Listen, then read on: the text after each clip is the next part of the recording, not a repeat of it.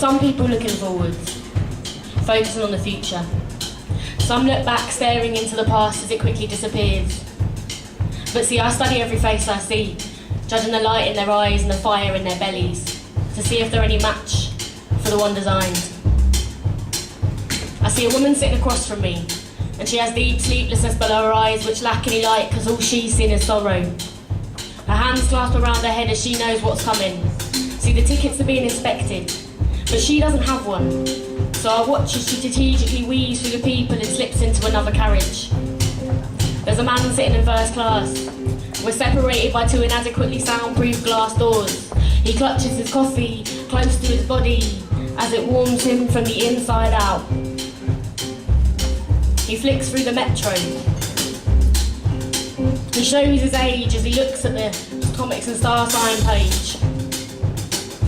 The joke's confusing, so he flicks through the pages until he reaches the business section. I can see the relief in his eyes. He knows this, and it knows him. So his body slips into the position of comfortable routine. I sit on the train, silently watching lives fly past the window pane, and from this warm bubble of a southern service to Waterloo it's silent, apart from the low rumble of the train moving, and the silent mumble of boys trying to look big and live it large. Every now and again I overhear, bruv, we were sparking a joint.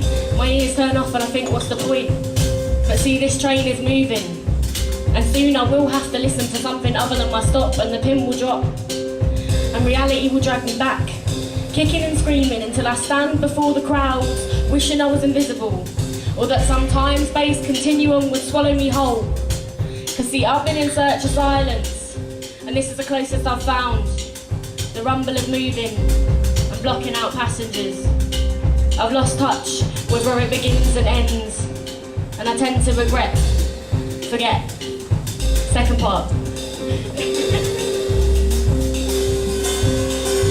See, I come from a place where you can't see the stars at night, where the street lights drown out any chance of a natural night light, and the stars, they can't compete with the artificial bright light.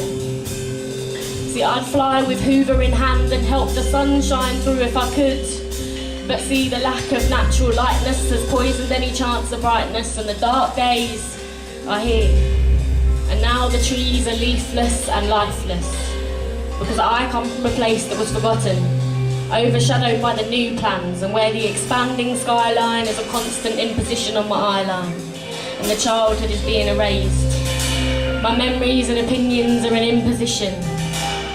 I come from a place where the trains terminate and the buses divert, where boys get lazy and girls get babies, but see, this is my home and my city, so why was it not up to me to decide between the truth and the lies?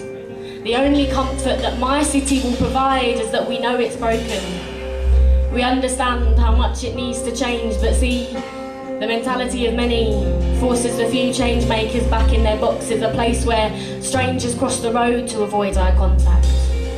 I come from a place where the foxes scream at night, where they scavenge for food and get in fights, a place where nature's abolished. They used her, Mother Nature, to hold up their buildings, and they just take from her. See, I come from a place where you have to cross a high rise to reach the other side. And from up here I can see for miles.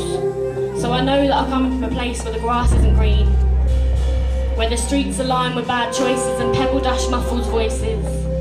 A place where there's a cold cup of tea, placed lightly on every side, where kids flick switches that make light evaporate. And I come from a place where the stereo standby light fights to stay bright, where the street lights drown out any chance of a natural night light, and the stars, they can't compete with the artificial bright light.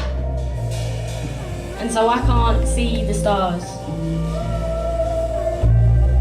Thank you.